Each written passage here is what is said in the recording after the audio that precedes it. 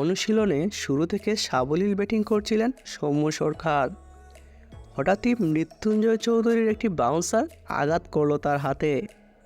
সঙ্গে সঙ্গে তিনি বেরিয়ে গেলেন নেট থেকে। ব্যথার তীব্রতা তখন তার চোখে মুখে। শঙ্কার ছবিও ফুটে উঠল তাতে, কারণ দরজায় করা নাড়ছে চ্যাম্পিয়ন্স ট্রফি। অন্যদিকে চ্যাম্পিয়ন্স ট্রফি থেকে সৌম্য সরকারের বাদ পড়ার তৈরি হলো সম্ভাবনা। মিরপুরের শেরেবাংলা জাতীয় ক্রিকেট স্টেডিয়ামের মূল মাঠে দুপুর থেকে শুরু হয় সোমবারের অনুশীলন। ওয়ার্ম আপের পর স্কিল অনুশীলনে মন দেন ক্রিকেটাররা।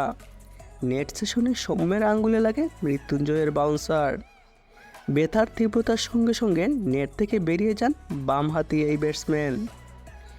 দলের সিনিয়র সহকারী কোচ মোহাম্মদ সালাউদ্দিন ছুটে আসেন দেখতে। সৌম্যের হাতে ব্যথানাশক স্প্রে করে দেন ফিজিও বাইজিদুল ইসলাম। পরে ড্রেসিং রুমে নিয়ে যান সৌম্য সরকারকে।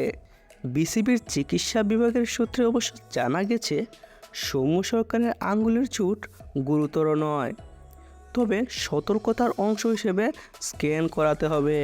সৌম্য সরকারের এই ইনজুরি বাংলাদেশ জাতীয় দলের চ্যাম্পিয়ন্স ট্রফির জন্য এক অশনি সংকেত হিসেবে থাকবে।